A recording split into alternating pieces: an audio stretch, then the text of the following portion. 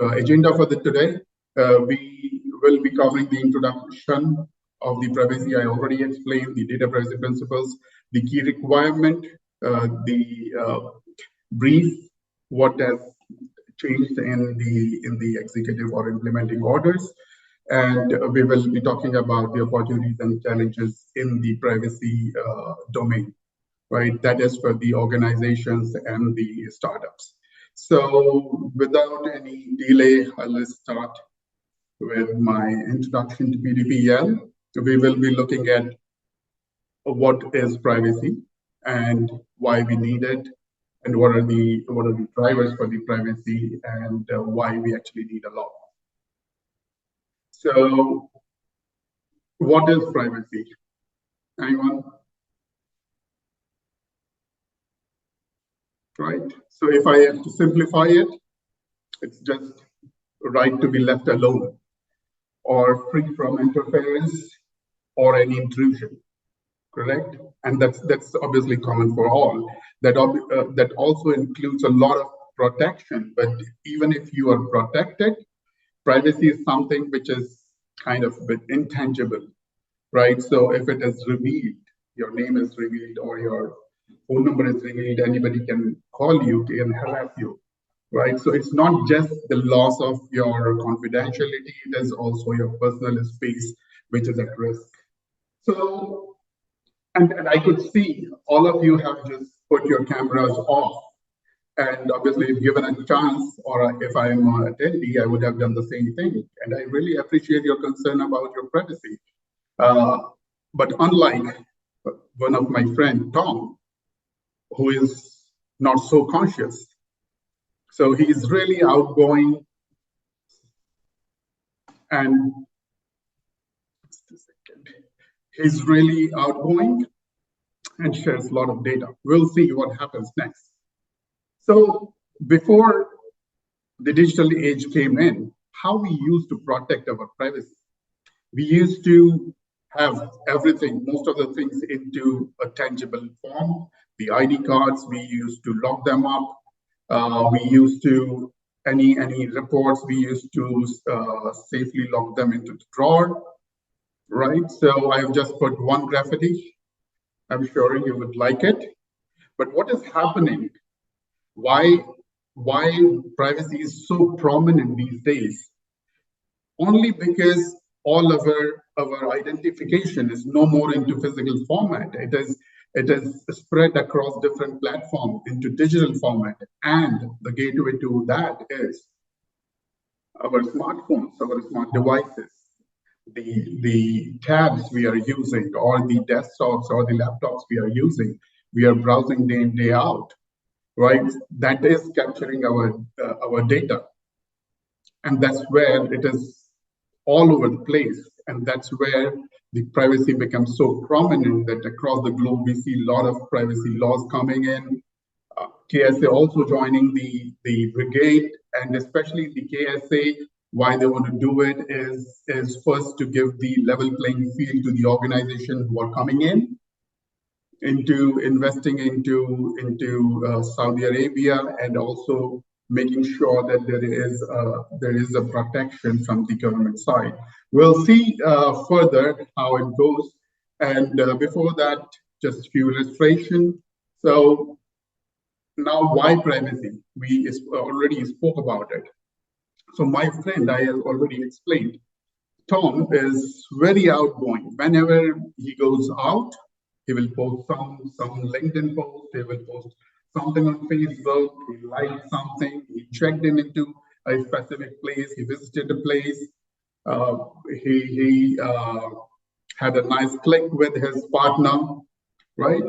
And with all that, that is a social platform, and what kind of details he will be sharing. And in this case, he will be the data subject whose data is being shared across the different platforms, right? And we'll see what are the personal data attributes he will have and will be sharing with different different data controllers. We'll see what are those. So name is the privacy attribute, one of the personal data attribute. National ID, email, passport, financial information, preferences of food, place, at a specific point of time, if he's excited, if he's feeling sad, all that is the data point, his date of birth and his biometric information, which he might be using for the validation. For banks, when he's installing an application, logging into it, using his thumbprint, or using his retina scan or his face scan. So that information is stored locally, and some of that information is also going to the application server, right? So now Tom is sharing his data across all the places, across all the possible platforms, whether it is social media, browser, the open internet, the e-commerce website, his buying trend, his behavioral aspect of it, what kind of things he's buying more, right? So all this data is actually going to these receivers who are processing it for a purpose, and those we call data controllers. And that is the definition given in the law. So the data controllers are the ones who are collecting data from the data subject. They are deciding how it will be processed, how it will be stored in order to provide one or the other service to the data subject, right? Now what happens is the next step, because these organizations, platforms, they are using services of other vendors, suppliers. They are not able to produce those services by themselves. So they involve the suppliers, and the suppliers who help the organization to provide the services are called data processors under the law, right? So that is the legal definition of it. But at the end, what is happening? All this data is out there, whether for the legitimate reasons or illegitimate reasons, right? And even if legitimate reason and there is a breach, what happens to that data? It goes somewhere. Somebody is actually collecting that information and profiling us, the data subjects, or the citizens of, or the residents of the Saudi Arabia, or anybody, right, across the world. So there is a digital image which is being created, who has the same preference, who has the same buying pattern, who may have the same biometric information attached to it, right? And then they know, okay, if you are excited, what place you visit, what kind of food you eat, whom you go with. So the Facebook tags you have, right? Any guesses how many data points Facebook might be collecting on each of the members? Any guesses?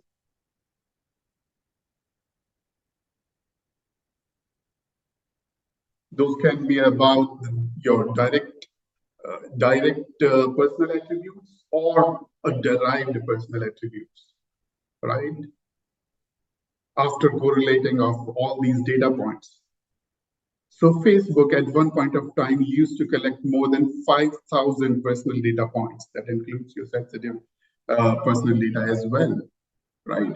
And what happens? Somebody just use a voice modulation AI app. They give a call to the phone banking officer, transferring the amount to so and so amount to a specific account. They can give a call to your close relatives, ask for money, creating a fake urgency, and using the voice, your voice, right? We have seen a lot of apps which can even rebuild the facial expressions along with those AI modulated voices. And that's where it becomes really dangerous for us to just put our data on. Though we are a bit conscious in this world, but still, it is a significant risk. And hence, we basically need some ecosystem in place And before we actually get into details, we will also see what are the other threats. The previous one, I talked about the threats to the individuals. Now let's see what are the threats to business. Regulatory non-compliance. And when we are talking about regulatory non-compliance, I'm not just talking about the PDPL, I'm also talking about all those telecommunication laws, the IT laws, which tells you that the phone cannot be tabbed. There has to be a provision. The security organizations are allowed to do it to put the national interest at the top. But at the same time, the civilians can't do it, right? And we had a lot of what do you say, the malwares which were collecting the information, the calls, the call recordings, the numbers, people are being called, right? So I'm sure you are aware of all those news, right? So all those non-compliance can create a significant risk for the businesses. Then second comes the security. Though we have the controls in place, but still the sophisticated attacks which are being carried out these days, if those are run, there are still significant data breaches. We will see few examples of major data breaches.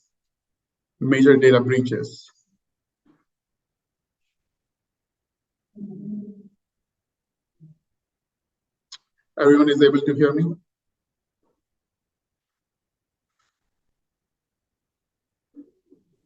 Yes, we can. Great, thanks.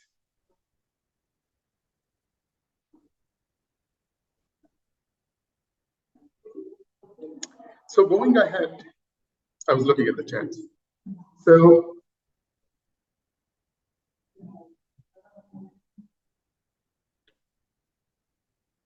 yeah, let me take one of the queries.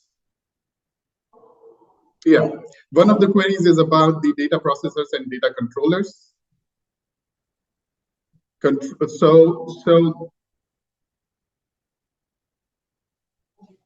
Yeah. So we'll take it at the end if you don't mind, Mr. Wajahat. Thank you. We were talking about security breaches. So the other thing is threat to businesses, adverse employers or customer reaction. If our customer are reacting to the services, we have to make sure first the reaction is used for a positive criticism. If there is an employee who is in the organization but he is not happy with the organization, that can also be a significant threat, and it can directly result into the financial losses. So we'll see what are the impacts of all these. So if there is regulatory non-compliance or there is a data breach, there is a significant decline in the share price of the organization. There is the loss of profit because there are less number of people, the organization lose trust of their clients, the profit margin, the revenue reduces significantly. And then there is, if this continues, the brand damage and the reputation loss is permanent, right? And the organization can be doomed.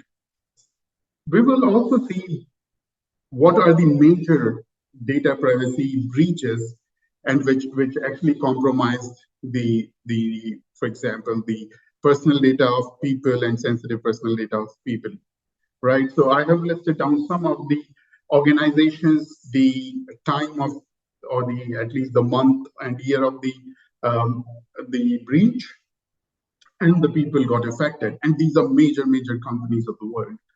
So T-Mobile in January 2023, it's very recent. The leakage affected 37 million customers. It included their name, their address, email IDs, and all.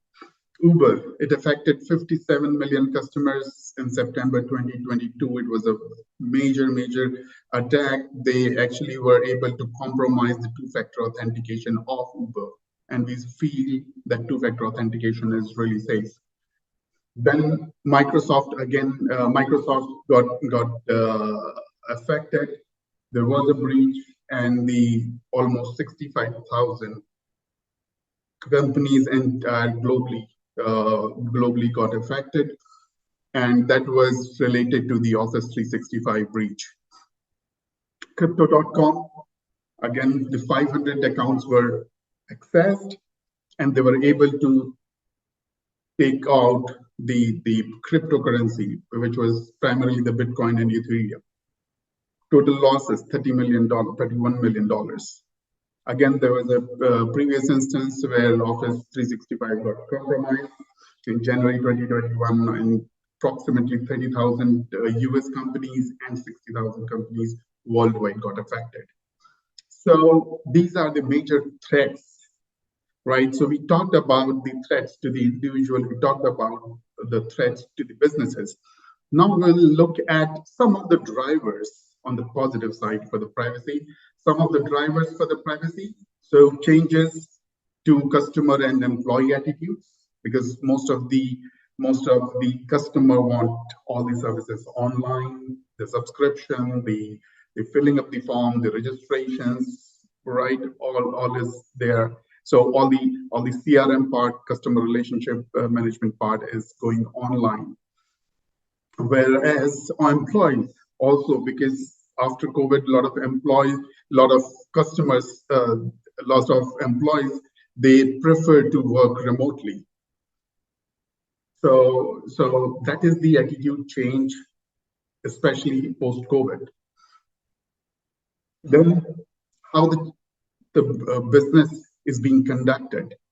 So most of the things from the business side also it is preferred, because there is no commutation involved in it. So they want to reduce the cost. The people who are traveling length and breadth of the world previously for the business meetings, those are no more like preferred, right? So first preference is, okay, online. And that's the webinar is also one of those such things.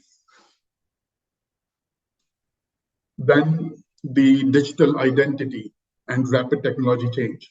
So when we see and we register into different forums, if we are registering, so that's where the digital identity is required. The authentication will happen from your digital identity, right? So we have the sophisticated apps which are doing it, but still those can get compromised. We have rapid technology change, which is especially the artificial intelligence, machine learning, Internet of Things, where a lot of things are being captured to provide you better services, to learn the trends.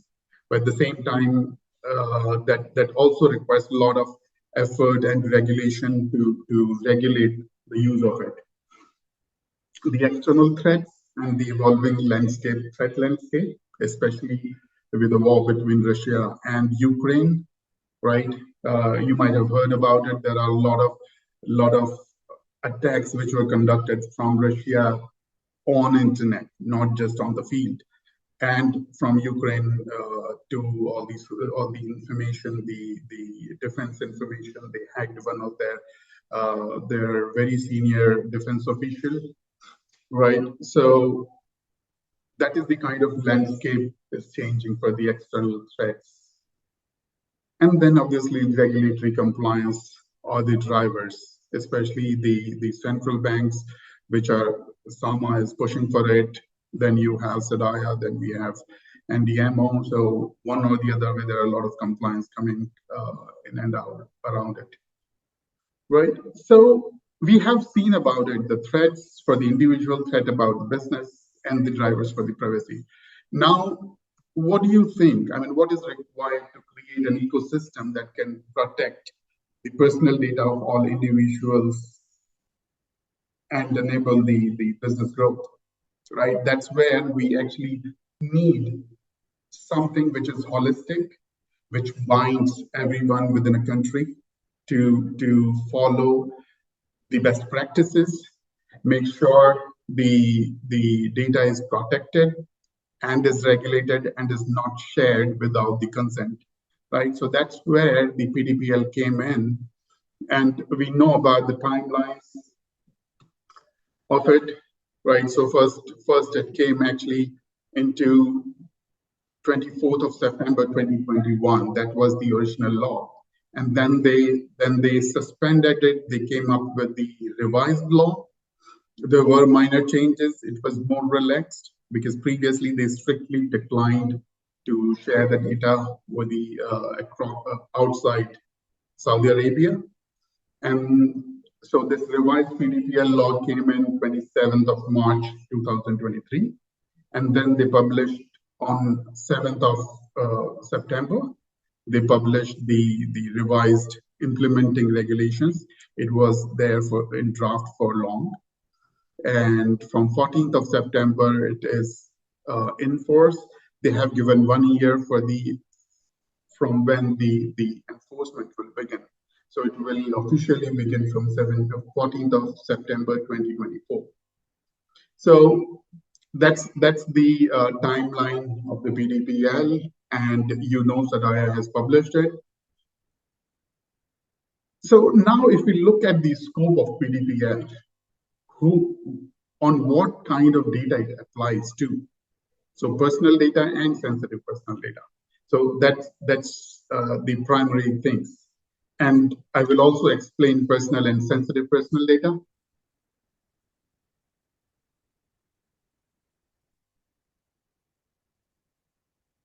So personal data, as we just discussed about the name, email ID, the national ID, the preferences, right? All those are your personal data. Even financial data is included under the personal data definition.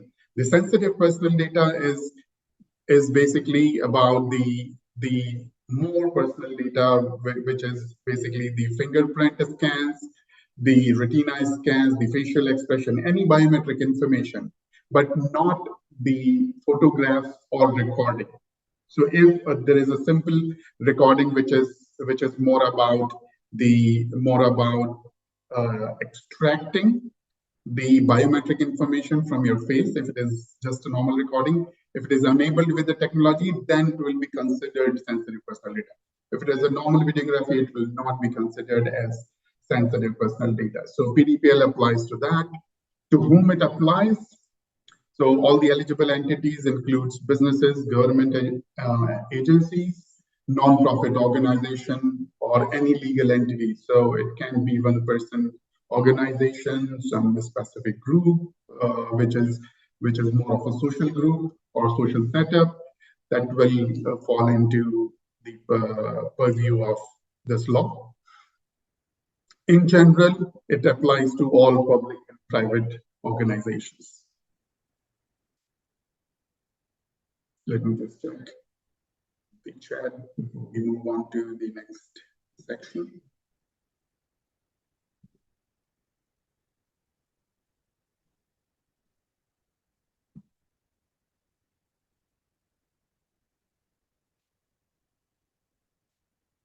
Sayed, I'll come back to you on this question. We will discuss all these into the opportunities and challenges. So we can take it out there. Thank you. So now, very, very important data privacy principles. Those are 7 principles common across the globe. People, based on their convenience or understanding, add some more laws principles to it.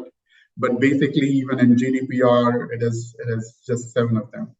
So let's see what these privacy principles are, and all the requirements of any law will revolve around these 7 laws, 7 principles, and obviously the additional ones will be like how to maintain that, how to enforce it. So any violation, then there will be penalties coming in. We will talk about it. So yeah, so first and foremost, law is lawfulness and fairness of processing personal data. So whenever the data is being processed, it has to be captured in a lawful manner. You cannot just pick up someone's data and process it as an organization, right? So it has to be lawful. And I would request all of you to see it from both the perspectives, because these will also, when we are as an individual going to the data controller, we we need to understand that whether he is following all these principles, these requirements or not. And when we are sitting in our office and we are on our organization's behalf, if we are doing any activities, we also make sure that we are complying these laws, these principles and the requirements. So lawful and fairness is you capture it lawfully with all the information provided to the data subject. And when you process it with fairness. You let them know what are the data which you are capturing is mandatory and optional, so that they can have a choice not to provide you optional data if any, right? The second one is purpose limitation. When you are processing the personal data and what you have disclosed to the data subject, you should not process it for any other purposes. That is purpose limitation.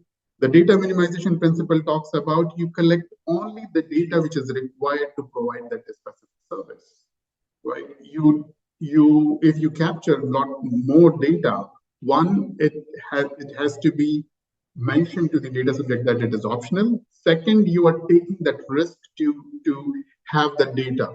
And if there is a data breach, it will be a significant impact on the data subject. A storage limitation, you must define the retention period for each type of your data which you are capturing, and then you have a process in place to dispose this data, anonymize this data, or pseudonymize this data. That we will discuss sometime later. Whenever you are collecting the data, you take consent, especially for processing the sensitive personal data, and if you're transferring the data outside the kingdom. So you take consent for processing of data. That's the safest measure when it comes to the data subject and data controller relationship. You make sure that you have data security controls in place to ensure whatever personal data is being stored is secure. So personal data at rest, personal data in the transition, or personal data in processing. In all the forms, the personal data is protected. And then the accuracy, right? So you also make sure that data is accurate and you are accountable. As a data controller, you are accountable for making sure that data is there. If you're sharing it with your processor, the accountability still remains with the data controller, right? So these are 7 principles for you. Keep them in mind. Once we go into the requirements, well, we would recall just to correlate how it is going ahead, right? So the key requirements under the law, we'll just look at them one by one. Data subject rights, very important. You have, under the law, they have given 6 data subject rights for the data subject. Primary one is the right to be informed, right to access, right for data deletion, right for correction or modification, and then obviously right for take the data into the readable format. The difference between the KSA PDPL, the Kingdom's PDPL, and GDPR is in GDPR it says machine readable, which automatically becomes maybe an XML file or CSV file, which can be imported into the machine, right? So that's what they say. Consent we just talked about. So there are requirements about consent, explicit consents, and what are the exceptions to consent that we'll see. Data processing, as I said, the data processing, they have talked about data processing for the type of health data. Also the processing, whatever you do with the processing is basically whether you read it, you sort it for a report, you store it in a place, you delete it, all will be considered as data processing. Data security we talked about. One of the measures, they have provided detailed requirements into the implementing regulations. Register of processing of activities is basically the data inventory, where you see what kind of personal data and sensitive personal data you're capturing, where are you storing them, and where all you are sharing them, for what legal purposes you are using this information. So you'll have to prepare a data inventory with all this information. It helps you to locate the personal data across your organization. And that's where you make sure that all the data, personal data is addressed, all the controls around them are addressed, what are the kind of different data being shared, whether within kingdom, outside kingdom, with whom. So you make sure that you have the required consent, you have required data processing activity, data processing agreements in place, right? So that all comes with the record of processing of activities, which maps your business activities and personal data you're collecting in the organization. Data minimization, we spoke about it. Law has, again, one of the requirements around data minimization. So as I said, these requirements are revolving around the principle. The impact assessment, if I tell you in a layman's term, it is nothing but the privacy risk assessment. So you identify what kind of risk are there, and the law says you will conduct it for the high risk personal data processing, where there is significant sensitive personal data is being collected, where the data is being shared with different stakeholders within the kingdom, outside kingdom. That's where we say it is high risk personal data processing, and we conduct a detailed privacy impact assessment to identify those risks and work on those. Data breach notification and penalties. The breach notification, it talks about that whenever you come to know about data breach, within 72 hours, you will have to respond, or you have to inform the authority what kind of breach, how many data subjects are affected, what are the control measures you have in place, and what you are going to do about it. All right. And then the data protection officer, the law says that you'll have to appoint a data protection officer based on the size and the type of organization you are. Right, so we will just briefly look at, I have already spoken about the data subject rights, right to information. So whenever you are giving consent, you need to know who is the data controller, what is the kind of activity they do, what is the address, the location of the data controller, and what are your rights. And also it should give you the information whom to contact if you have any specific concern. Then we have right to access. We can demand for the access of our data at any point of time. We can request for data in the readable format. I spoke about it. The right to correction. If you feel your data is not correct, you can ask for correction. Or if you feel it is not complete, you can ask for the completion. You ask for your further personal data deletion, you can ask for. But at the same time, the data controller is bound with the requirement of likes of SAMA, which says you'll have to maintain the records for 10 years, some specific records for 5 years. So beyond that, the data subject can request the deletion of their data. And then if there are any data subject requests which are made, those should be timely responded. If not responded, you can challenge the data controller and authority or in courts. So those are data subject rights for you. I have also put the actions which needs to be taken, because this is the roadmap to compliance, right? So what you will do about it, you will, when you are collecting the data, you will inform data subjects about their rights, and you will develop a procedure to handle data subject requests with the SLAs to it, right? So that you don't violate the last right, which is right to timely response. The consent, I already spoke about it. Obtaining consent is one of the requirements before you actually process personal data. It has to be clearly given. The condition for consent should be explained, all right? And also, as I said, if the data is being transferred outside the kingdom, the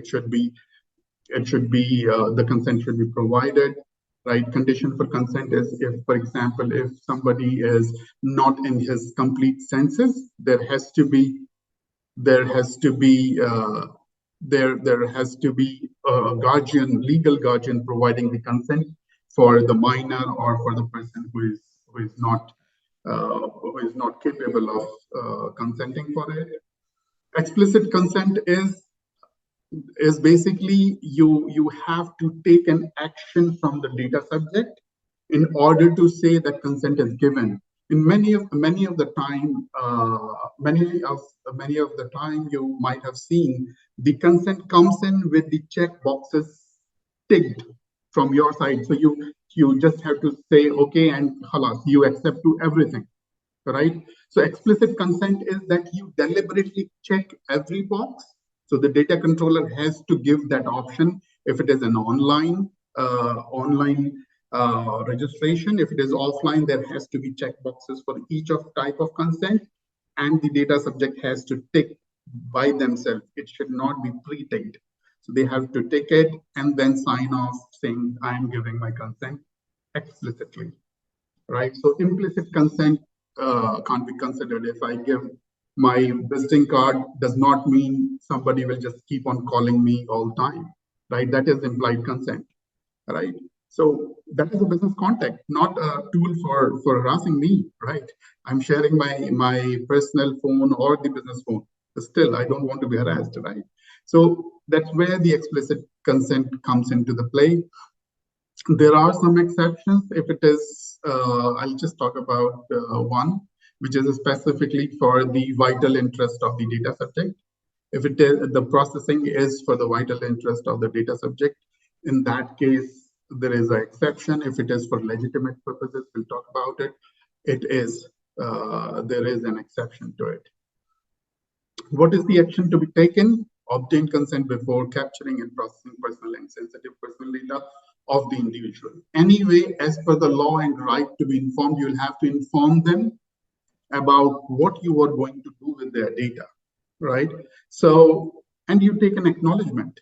So the acknowledgement also can be considered consent, right? Because you are telling them if there are a specific consent, for example, for the promotional activities, for the newsletters, all those, you can have the check boxes and the data subject can check them up and agree for it. The data transfer outside kingdom, we spoke about it. If the data subject has provided explicit consent, you can transfer the data outside. If there is a legal obligation, if the data controller is under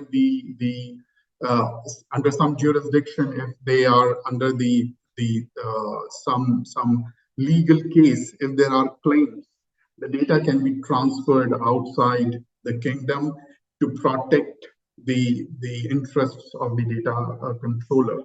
If the data controller himself is fighting a case against the data subject, then they can produce the personal data or process the personal data without the consent from the data subject. All right. What do you need? So if you're transferring data outside, you need to have an agreement serving the interest of kingdom, fulfilling the obligations. So it should not be against the freedom and rights of the data subject. So you have an agreement with the data processors or whoever is receiving it, and with the data subject, of course. You are able to transfer the personal data if it does not impact the national security, right? So national security should not be compromised. There has to be a adequate level of protection, similar to the PDPL of Saudi. Then you can share the data outside.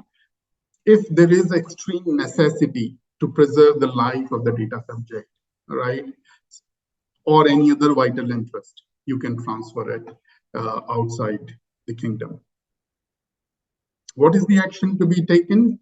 Ensure data processing agreement are signed with the data recipient, and there is a control in place to protect the data the privacy of the data subject in the place where the data is being received. Data breach notification, I spoke about it again in the key requirements itself. 72 hours is the time when you'll have to, before which you'll have to inform the authority about any data breach with the information of the data subject, basically how many data subjects are impacted. We have few of the key elements here. So you have the reporting obligation, which is what I was talking about. Then information to be included, as I said, how many of data subjects are affected, what kind of data, personal data attributes are compromised, does it impose significant risk for the rights and freedom of the data subjects? Those are the information you'll have to share, what you have done about it, how you're going to contain it. All these information you'll have to provide, and that it is within 72 hours. And if once there is some vulnerability which you have closed, you'll have to send again the update to the authority saying what are the actions which have been taken. Exception to notification is if there is minimal or zero impact on the data subject's freedom and rights. It is the exception. You don't have to provide the notification, but internally you probably have to create a report of saying what happened and this is why it cannot affect the data subjects. You'll have to keep the records preserved for any future claims, because the law also provides data subject the authority, the privilege to claim the damages, right? If his or her data is compromised. So you also have to share the notification to the competent authority. So the one, if you're regulated by SAMA, you'll have to send it to SAMA as well. And then obviously SADAIA will also put up an office in place which will be monitoring all these. Then if at all it is a very high risk, the authority will inform the data controller whether data subject should be notified or not. If it says you will have to notify the data subject, the controller has to notify the data subject. The action to be taken: develop a procedure to identify, contain, notify, resolve, and monitor data privacy incidents very closely. I'm sure this is part of your cybersecurity program where you have security incident management. You'll have to just make sure the scope, notification requirements are integrated with it, and you will be done with this control. There are penalties for the violation, as I said. So the violation, it is to the tune of 3 million riyals. If there is violation to 5 million riyals in a specific conditions. If it is a repeated violation, the penalties can be doubled by the authority. So, and there is a provision of imprisonment, so it can be taken as a criminal offense as well. The identified person can be put behind the bars up to two years of the duration. So that's how challenging or risky it can be for the organizations. Now, just in summary, we will quickly look at what are the major actions you'll have to take. So in order to govern the data privacy governance, establish a governance structure, initiate a privacy program to implement and monitor the controls, set up your charters in place, the membership, appoint a DPO who will be doing the day-to-day task, monitoring it and reporting it to the data privacy committee or a steering committee. Data inventory, we spoke about it. So make sure that you as soon as you have the structure in place, in parallel, you prepare the register of processing operation to understand where all you are using data for what purposes, legitimate, illegitimate, review your agreements, review your registration forms, the application form, the contracts with employees, contract with customers, with your data processors, right? If data is being shared outside, you'll have to review and make sure you have the controls in place. When you are taking consent, establish a consent management procedure, have a procedure for handling the data subject request in a timely manner. right? Make sure you have data processing agreements with all your data processors. You make sure that when you are onboarding your data processors, you are conducting a risk assessment, taking a guarantee from the data processor that the security measures will be at par with the organization's controls, and that you have the right to audit them if the need arises. The last but not the least, there will be a lot more small activities. I have just captured the major ones. So the security, very important, right? You'll have to implement the physical and logical data security controls in place to protect the personal data. We'll see what are the benefits of these compliance, this road to compliance.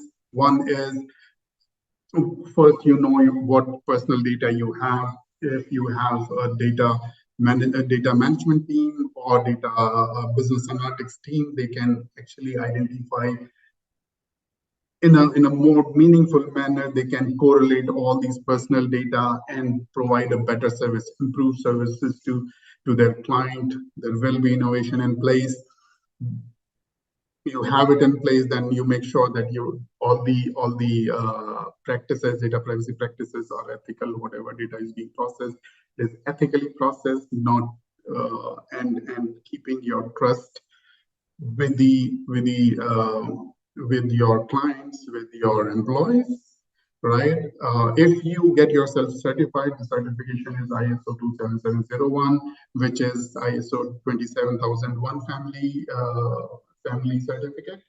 If you are certified already with 27001, you can get certified with 27701 to what do you say, demonstrate your compliance with the privacy information system. Then obviously, if you have all these framework in place, the data privacy program and framework and a strong governance structure, you make sure that the privacy is protected for your digital future, your digital transformation law, right? In the implementing orders, I'll quickly take it up. They have defined three different type of interests. One is the vital interest, which is for the safeguard or the extreme interest of the data subject. Then they talk about the actual interest, which is the interest of the data subject, why he come to you, right? So what are the things you wanted to do with as a or have a relationship with the data controller? Those are the actual interests of the data subject. And then comes the third one, which is legitimate interest. It talks about why the data controller is processing it, on what basis. So these are three interests which they have detailed it into the implementing regulation. They have introduced pseudonymization and anonymization. Basically, pseudonymization is kind of converting the personal data attributes in the personal data database, converting the personal data attributes into some non-meaningful words so that nobody can understand it, right? So encrypted. Anonymization is deleting any of the personal attributes from your complete database. It is anonymized. Nobody can ever go back and identify who this person is. But in pseudonymization, if you decrypt those phrases or the words, you can still get to know who this person or data subject is. There are guidelines about the health data processing, credit data processing. They have explained it more details. Same with there are more details into the data transfer outside kingdom. What are the exceptions? What are the detailed activities? Those they have given. Similarly, for the data subject, if you see the original law, there is just one section with one-liner data rights. Now they have explained it in more details. Every right, what are the rights, what are the timelines for the data right to be, or the request to be addressed. And then clarity provided on the personal and family use of family personal data, where it says if it is not what do you say, exploiting the rights and freedom of your family members, you are allowed to process their personal data. The opportunities and challenges, this is going a bit overboard. As we said, for this pseudonymization, there are advanced encryption techniques which are coming. There are a lot more new algorithms, new startups which are bringing in new encryption techniques.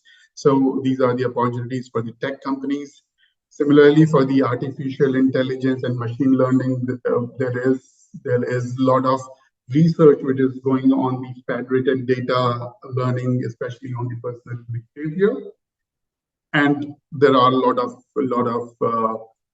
VCs which are investing into such companies which are working on the privacy-related artificial intelligence, machine learning, especially if you look at Tesla, for example, the self-driving cars. So how somebody is using their car. So what has been the trend, where they're reaching out, what kind of personal data, because when you're driving the car, you command them saying, okay, call this person, message this person, that all data is going through the apps which are installed in your car and integrating with your phone, taking a lot of personal data from your phone. There are privacy enhancing technologies, because there is one bit technical topic called privacy by design, privacy by default. So what do we do with the applications which we have previously, and those are not GDPR compliant, not privacy compliant? So there are privacy enhancing technologies which are coming in, which ensure that your legacy applications are also privacy compliant. They kind of provide an envelope for the personal data, and that's how they are enhancing the privacy measures. Your security awareness program and education will be enhanced, so it's an opportunity for you to improve them. There are obviously the collaboration which is happening and the industry standard which are coming in. We already spoke about ISO 27701, the laws which are coming in. So there is a lot of opportunity to collaborate while you are dealing legitimately with the personal data. So you have a kind of common protection controls in place. So like the EU has GDPR. So now if the companies are PDPL compliant, they can all easily collaborate with the different geographies which have these controls. Because for them, they cannot share the data in KSA if KSA wouldn't have any privacy law in place, right? So these are the platform which are providing a level playing field and more opportunities to collaboration. The challenges, obviously, cyber threats and attacks will always be challenged for the privacy. We have data breaches and privacy concerns. No matter how sophisticated environment you have, the controls you have, there will still be something. There will be insider threats, of course, that is another risk. Again, the third party respect with the data processor, how reliable data processor your data processor is. So you'll have to look at it. And then the evolving technologies and regulatory landscape, as I spoke about the Internet of Things, I spoke about the artificial intelligence. So more technology, as they are evolving, they are providing the opportunities, they are also posing the challenges. And then at the end, the cost of maintaining data privacy is obviously going to go high. The budgets for the cybersecurity department will go high for sure, the compliance department and legal department.